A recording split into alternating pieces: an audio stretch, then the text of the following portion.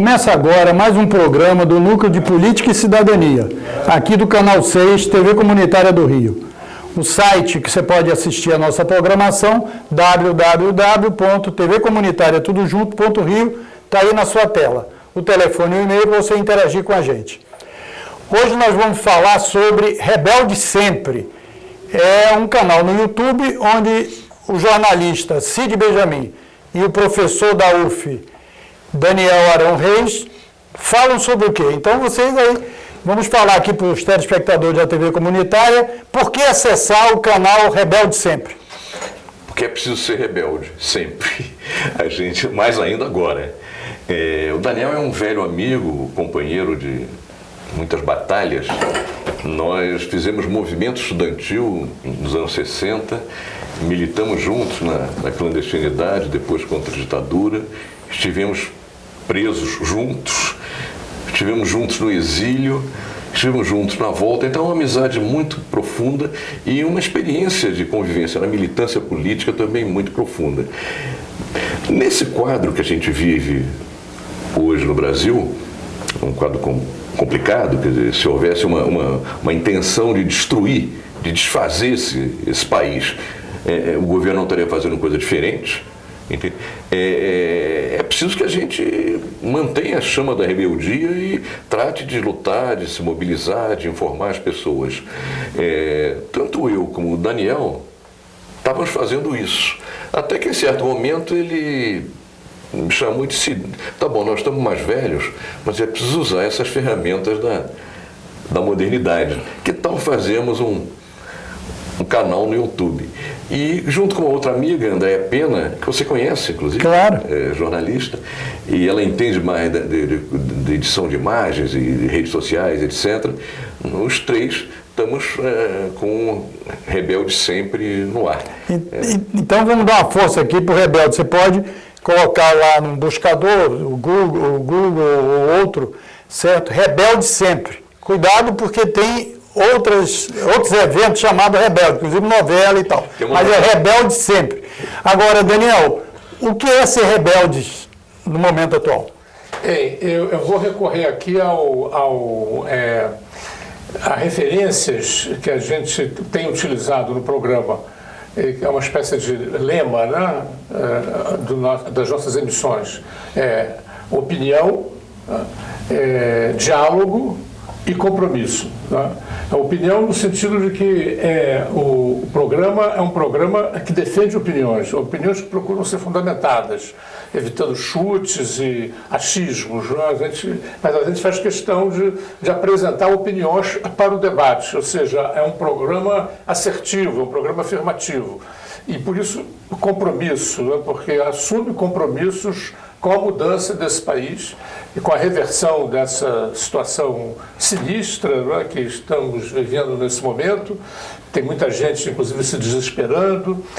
Outro dia mesmo, um amigo médico disse que está querendo classificar uma nova doença, a doença Brasil. Né? Eu estou doente de Brasil, as pessoas estão muito deprimidas, então é o momento de você manter o compromisso, encontrar formas de luta originais, criativas, para combater esse regime e superar essa situação.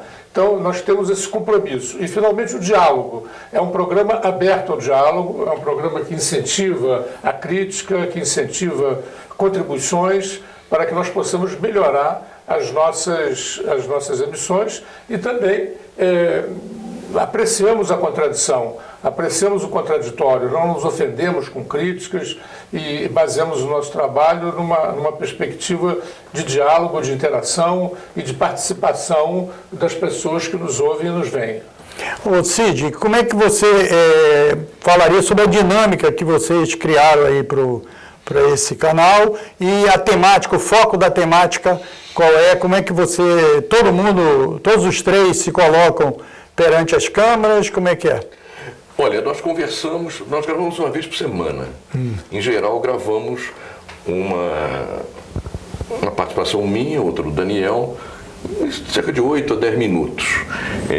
Antes conversamos com a própria Andréa, ela participa, dando opiniões, sugerindo pautas e Ela faz também entrevistas. A participação dela ao aparecer é mais fazer entrevistas. Então, por exemplo, fizemos algumas entrevistas muito, muito boas. Ela fez, né, e entrou no Rebeldes, com a Denise Gentil, por exemplo, que é a maior especialista em previdência do país. E a Denise mostra que essa reforma da Previdência não é exatamente o que estão dizendo que ela é. Fizemos também entrevista com Edmundo Soto, que é o autor de Andança, no momento em que a Beth Carvalho morreu. Então foi interessante, inclusive eles me forçaram até a cantar junto com o Edmundo, não Andança, mas uma outra música de autoria do Edmundo também, de um time de futebol que eu participava, ele fez o hino, a gente jogava lá no campo do Chico Buarque. E depois a Andréa faz toda a parte de edição, etc., e trabalha nas redes sociais. Mais recentemente, o Samuel, filho do Daniel, está se incorporando, porque para mexer bem com redes sociais, dizem que é preciso ser mais jovem.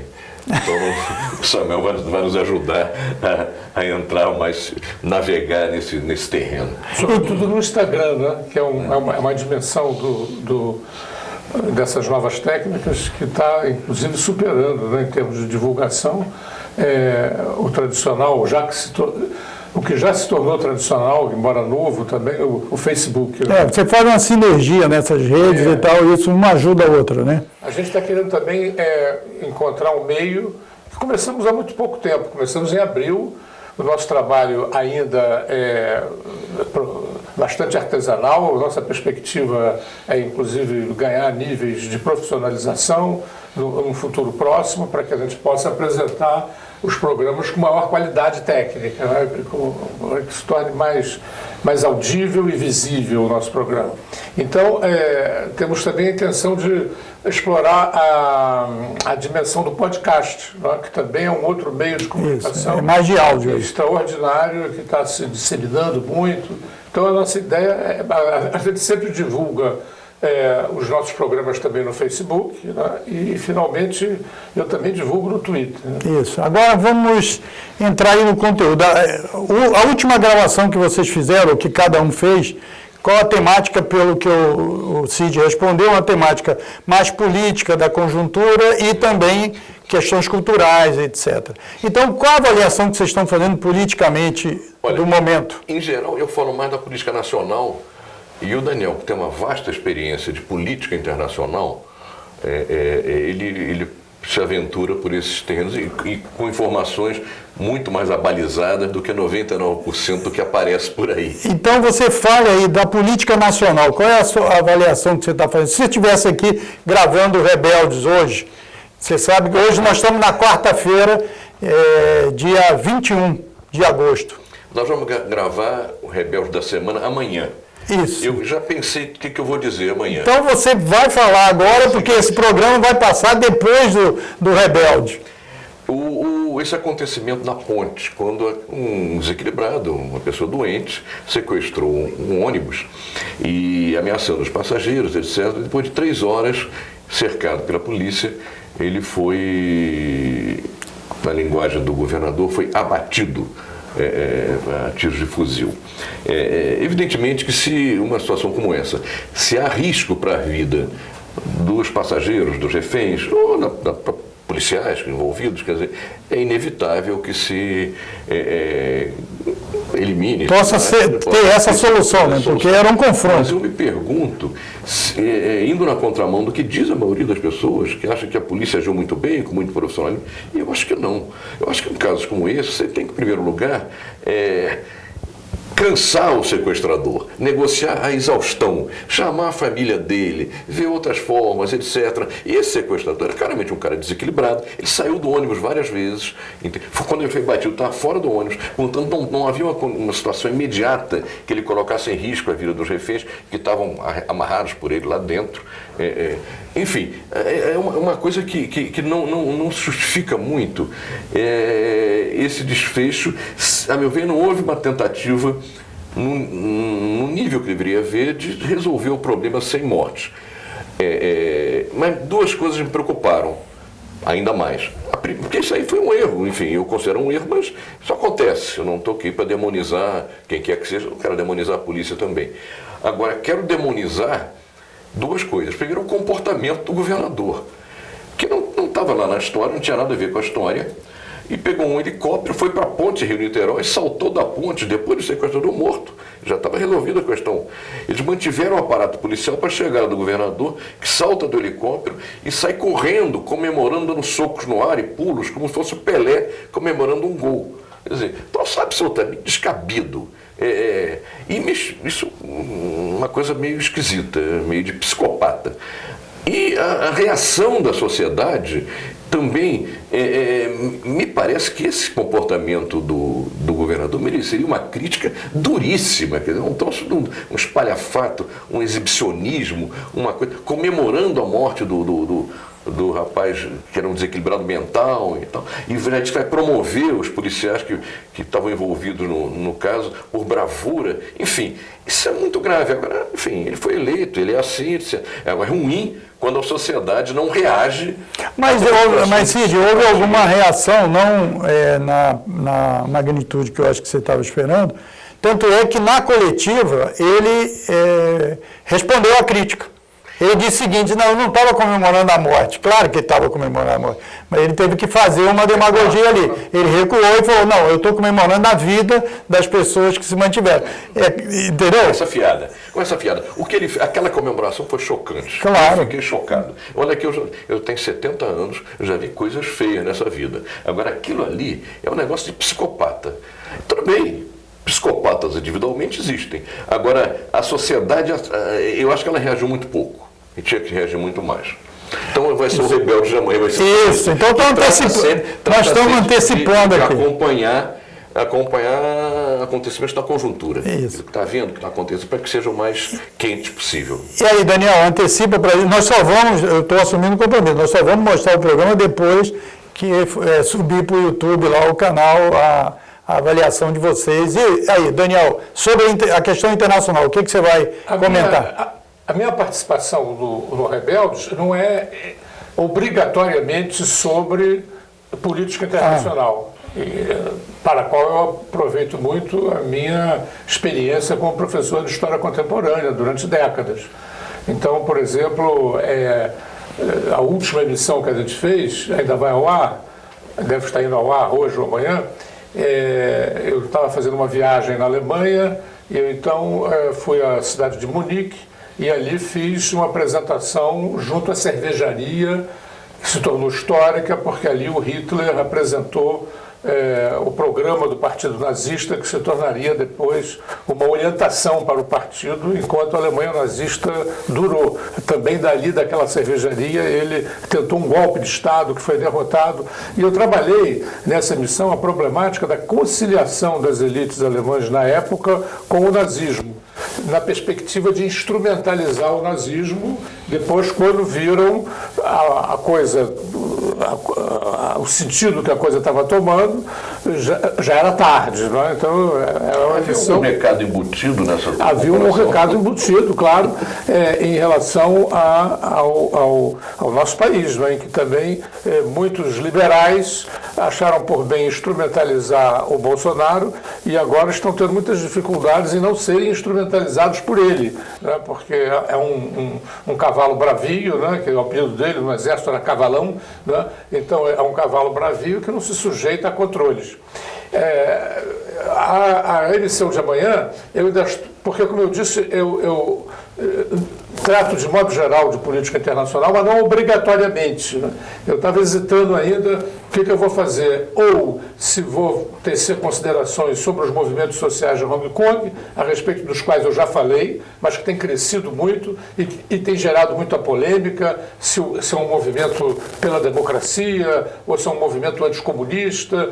Então eu hesito se iria trabalhar com essa temática ou, me voltando para a situação brasileira, iria trabalhar a temática das lutas que atualmente se desenvolvem em dois centros de formação científica e tecnológica, Cefetes, né? Um aqui no Rio de Janeiro, que está sendo vítima de uma arbitrariedade do governo, que nomeou o ministro da Educação, nomeou um interventor, um homem que não conhece nada, e as pessoas lá estão resistindo, estão querendo impedir que ele assuma, e um Cefet lá de Fortaleza, que tinha uma programação sobre direitos humanos já toda montada, convites expedidos, gente chegando já para a programação, e o diretor resolve proibir, censurar a semana. Está causando muita comoção em Fortaleza, muita indignação. Eles estão decididos a fazer de qualquer maneira os atos, se não for dentro do Cefet, vai ser na rua. É uma coisa muito interessante e muito preocupante nesse segundo caso, porque não foi uma orientação de Brasília que veio para eles censurarem o programa, eles mesmos temendo essa direção, né? Que é um processo que começa a ocorrer no Brasil. As pessoas com receio de desagradar as autoridades, ou os seus adeptos, ou os seus asseclas, tomam a iniciativa de se autocensurar,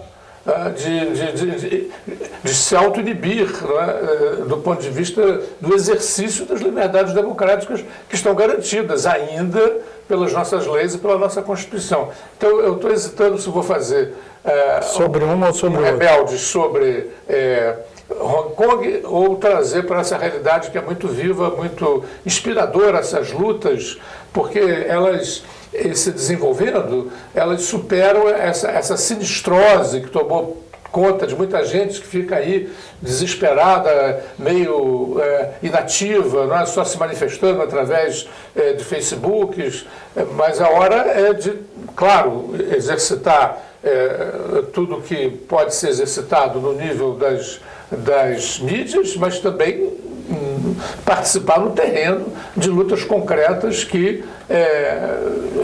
resistam, né, a essa maré de arbítrio que só vai ser detida, controlada e finalmente vencida se houver resistência no terreno. Isso, resistência concreta. Inclusive, eu me lembrei de 2 episódios. Na UF, a Semana de Direitos Humanos, eu acho 75, quando eu entrei na universidade. Acho que foi 75. Que foi proibido, a gente estava tudo na barca, chegamos em Niterói e fecharam a UF e tal. Aí a manifestação foi dentro da barca, né? Essa história que o Daniel lembra, essa história que ele se refere, é da direção do Cefet do Ceará acabar sendo mais realista que o rei, lembra um pouco o episódio na edição do AI-5, em que o Costa e Silva reúne o Ministério e apresenta lá o AI-5, que endurecia, enfim, fechava ainda muito mais a ditadura militar, etc. E o Pedro Aleixo, que era o civil e vice-presidente, e depois nem pôde assumir, porque era civil, quando o Costa ficou doente, o Pedro Aleixo não assumiu, mas o Pedro Aleixo manifestou preocupação em relação àqueles poderes todos concentrados, assim. E um outro ministro, se eu não me engano, o Jaime Passarinho, disse, mas o doutor Pedro Aleixo, o senhor desconfia do nosso presidente, Costa, porque ele não vai saber usar com moderação esses poderes? E a resposta do Pedro Aleixo ficou histórica. Não desconfio dele, desconfio do guarda da esquina. Essa coisa, o guarda da esquina lá do Ceará interpretou o que o Bolsonaro e o ministro da Educação gostariam e proibiu um evento sem que alguém tivesse mandado que ele proibisse. Né? É uma coisa... E quero dizer que a TV ontem passou uma reportagem da TVT, que nós somos parceiros da TVT, lá com os estudantes que impediram a entrada dele lá no Cefet, os professores, exatamente, Cefet do Rio, certo? Agora, eu queria que vocês falassem um pouco mais sobre como é que vocês estão pensando no desenvolvimento aí do canal, certo? Para frente, etc. Como é que vocês, para que a gente possa ir caminhando para o encerramento aqui? Porque aqui é para vocês fazerem, porque eu estou envolvido recentemente aí na eleição da ABI e nas discussões do Congresso do jornalista, e esse canal, por exemplo, é um tipo de espaço que os jornalistas estão usando muito como alternativa de renda e etc. e tal. Como é que vocês estão trabalhando isso para a gente encerrar aqui? Quando o Daniel me propôs, eu já estava preocupado com isso, a gente falar para universos mais amplos do que a nossa própria bolha. Então, falar para mais gente.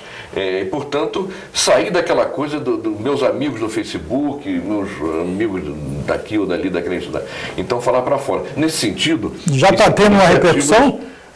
Não é muito recente, tá indo bem, a gente acha, mas a gente acha que pode crescer muito mais. Mas iniciativas como essa, por exemplo, de você da TV Comunitária é fundamental, porque está lá na televisão, as pessoas veem, sai daquela coisa de reunião fechada, reunião com quem já pensa como você ou quem já tem consciência.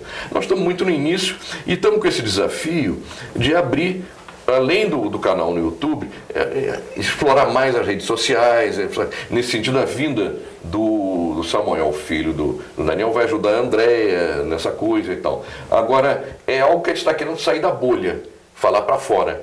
E tem uma série de planos aí que, agora, todos nós temos outros afazeres. O Daniel tem, eu tenho, enfim. Isso é uma coisa que a gente faz também, além de 85 outras coisas. Quando a gente começou, eu disse brincando, a minha meta é chegar a 1 milhão de ouvintes, mas se chegar a 1000, a curto prazo, eu estou satisfeito.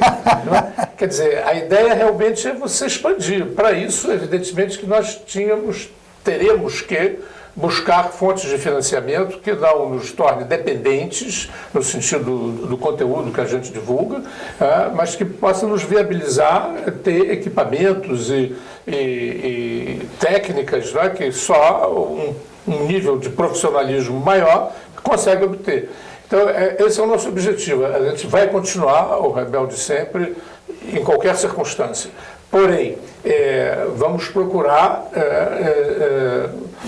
fontes de financiamento que nos possibilitem um nível maior de profissionalismo e uma maior capacidade, tendo esse nível, de atingir as pessoas, de persuadir as pessoas, de chamar as pessoas para o debate. Inclusive, não gostaria de terminar lembrando a todos que forem assistir às nossas emissões, não esquecerem de do sininho. Registrar o sininho, né? E se inscrever no canal. Se inscrever no canal, porque aí passam a receber a notificação das emissões que forem divulgadas. Então, como eu estou entendendo que eles autorizaram já, mesmo sem falarem para mim, certo? Após o final aqui da entrevista, nós vamos incluir, certo, as duas gravações aqui. A que disse o Cid sobre a questão lá do episódio da ponte, do sequestro do ônibus, e aqui o Daniel resolver, ou sobre Hong Kong, né? Os movimentos sociais em Hong Kong, ou sobre qual é o outro? A questão do Cefet. A questão do Cefet, Ceará e Rio de Janeiro e tal. Qualquer dos dois você vai assistir em seguida ao programa. Eu quero agradecer aqui ao Cid, certo, que faz junto com o Daniel o canal no YouTube Rebelde Sempre. Quando você quiser procurar, põe lá no YouTube, lá no Google, Rebelde Sempre, para encontrar o canal. Ou se não, direto no YouTube, você coloca Rebelde Sempre, que você vai localizar aqui o canal deles, certo? Quero agradecer a você, a paciência e a audiência, e dizer que aqui foi mais um programa do Núcleo de Política e Cidadania, aqui do Canal 6, que você pode acompanhar toda a programação no www.tvcomunitariatudojunto.rio, que está aí na sua tela. O telefone e o e-mail para você opinar aqui sobre o Cid, sobre o Daniel e sobre o Rebelde Sempre. Até um próximo programa do Núcleo de Política e Cidadania aqui da TV Comunitária do Rio.